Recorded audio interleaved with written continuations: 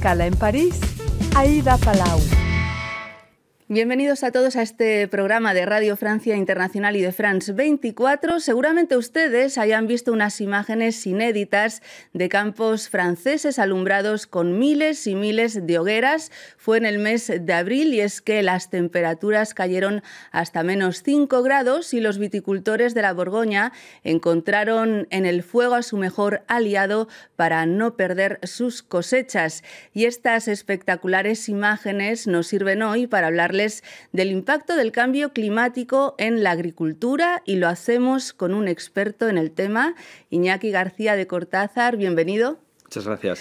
Iñaki, usted es doctor ingeniero agrónomo y trabaja en el Instituto Nacional de Agricultura, Alimentación y Medio Ambiente de Francia, el INRAE. ¿Nunca antes había habido heladas como las que vimos en abril? ¿Es un signo del cambio climático? Las heladas son algo que ocurre cada año prácticamente. Suelen estar distribuidas espacialmente diferente. Este año la particularidad es que ha cubierto todo el territorio nacional prácticamente, pero las heladas están disminuyendo con el cambio climático. Tenemos cada vez menos días fríos durante el año. Lo que es un signo del cambio climático es que la vegetación empieza su desarrollo cada vez más temprano. Y entonces lo que ha ocurrido este año con la viticultura y con los árboles frutales es que las flores y las yemas de los brotes de la viña habían ya empezado a crecer cuando ha habido una helada general que ha destruido la mayoría de las producciones en Francia. Esto es la ciencia, la fenología, ¿no? Lo que se llama los ciclos, ¿no? de los seres vivos, ¿no? Exactamente. ¿Y de qué forma está cambiando el clima en Francia y cómo está influyendo justamente en esa fenología?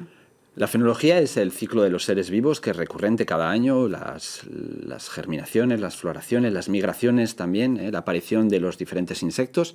El cambio climático lo que está afectando es que esos ciclos que hasta hace unos 30, 40 años estaban más o menos estabilizados, ahora cada vez son más rápidos o más temprano en el año, o en los árboles, por ejemplo, lleva a que las hojas de los árboles se caigan cada vez más tarde. Y entonces eso está afectando la totalidad de la producción, del desarrollo de las plantas y en las plantas agrícolas la posición de cuando la madurez o las cosechas se producen.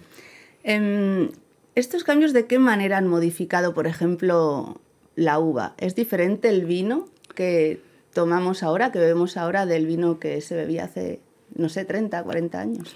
Sí, está cambiando bastante y además lo hemos podido observar, porque eso es una de las particularidades de nuestro trabajo. Miramos lo que va a pasar en el futuro, pero lo primero que hacemos es mirar lo que ha pasado en el pasado.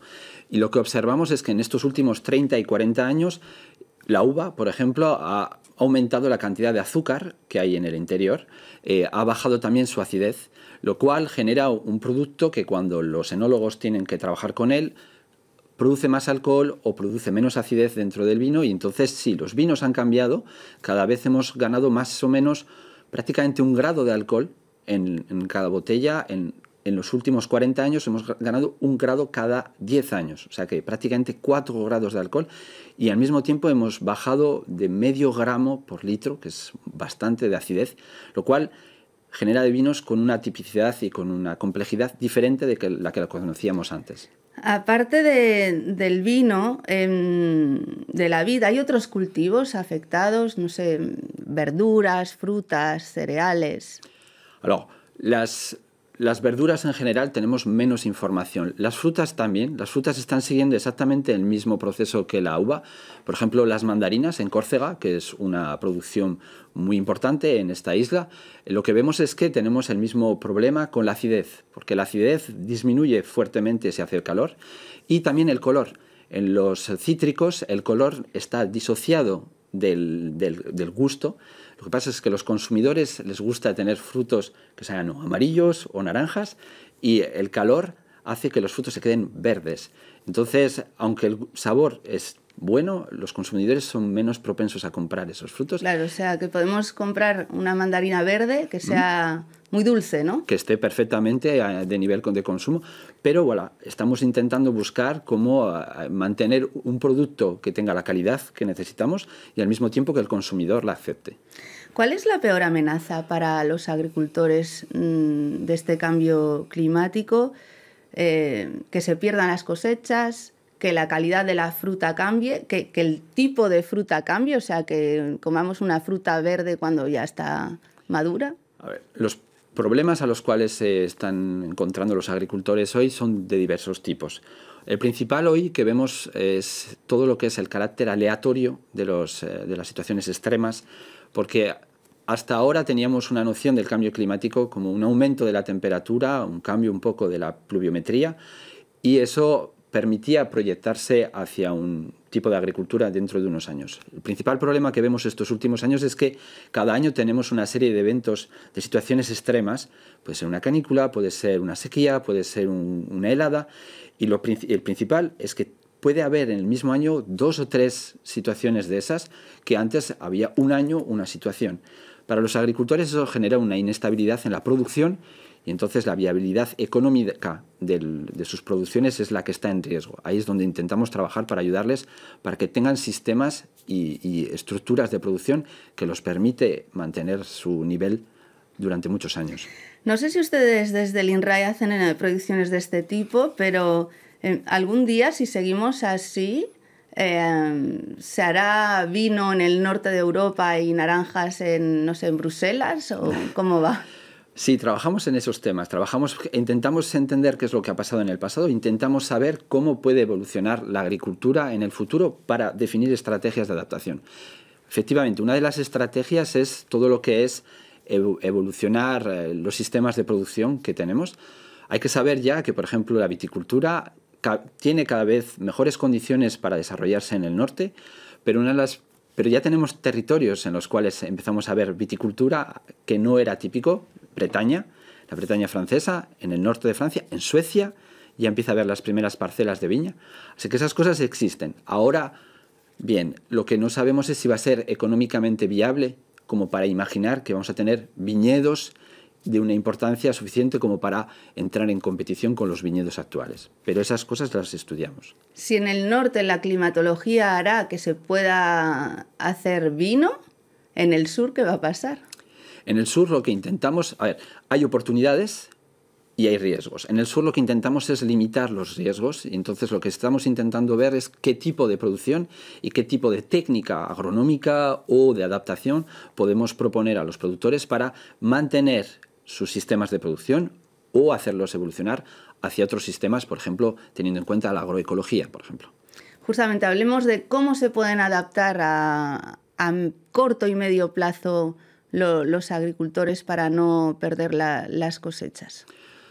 A corto plazo trabajamos en lo que nosotros llamamos técnicas agronómicas, es decir, que intentamos que lo que es un saber hacer de los agricultores se pueda integrar directamente en el campo y hacer cambios a corto plazo, que puede ser el cambio de fechas de siembra, el cambio de plantaciones, la introducción o el test de nuevas variedades. A medio plazo ya empezamos a pensar qué tipo de adaptación económicamente interesante puede integrarse en los sistemas, el riego en algunas zonas en las cuales no está desarrollado, o todo lo que pueden ser ya estructuraciones del sistema un poco más importantes que van a necesitar más inversiones, pero que permiten estar cubiertos para más años. ¿Y es una alternativa alterar aún más genéticamente según qué cultivos?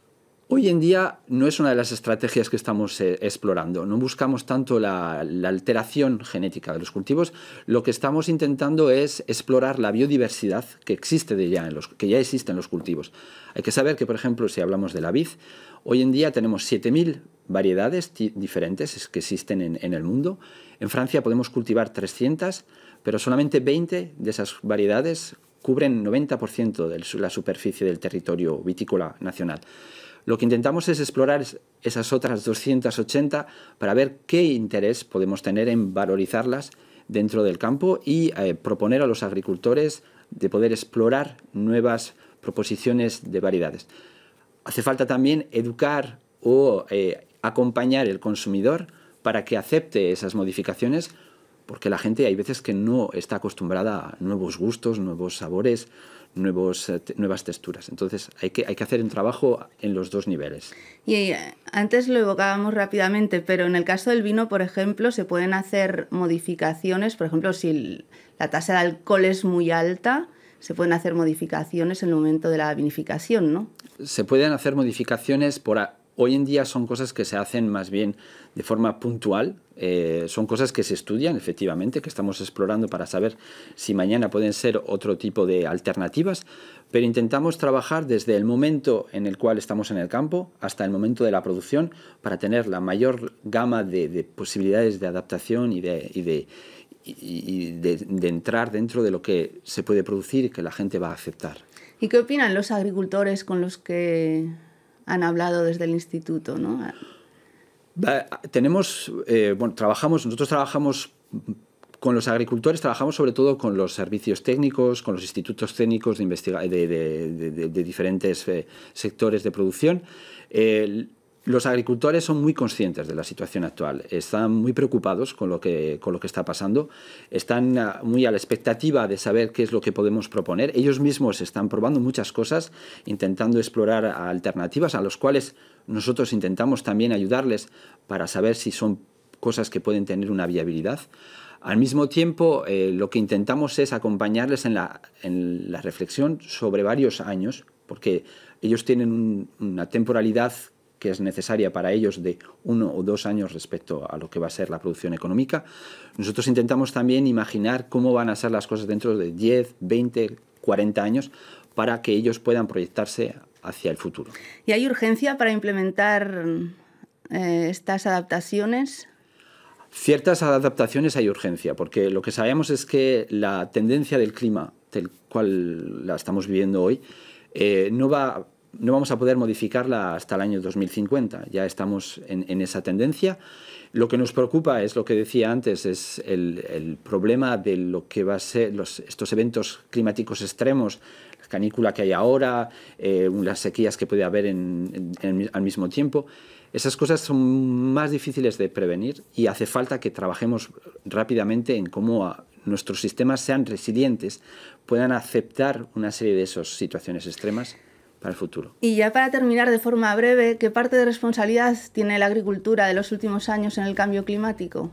La agricultura, de manera general, cuenta por 1/4 de las emisiones, pero que se reparten de manera diferente en el mundo. En Francia es sobre todo lo que va a ser la mecanización, todo el trabajo de campo, también los animales, las vacas, la fermentación entérica, todo lo que va a ser la fertilización. Si vamos a otros países como Brasil, va a ser otros problemas como puede ser la deforestación, eso va a generar. Entonces cada país necesita definir sus estrategias.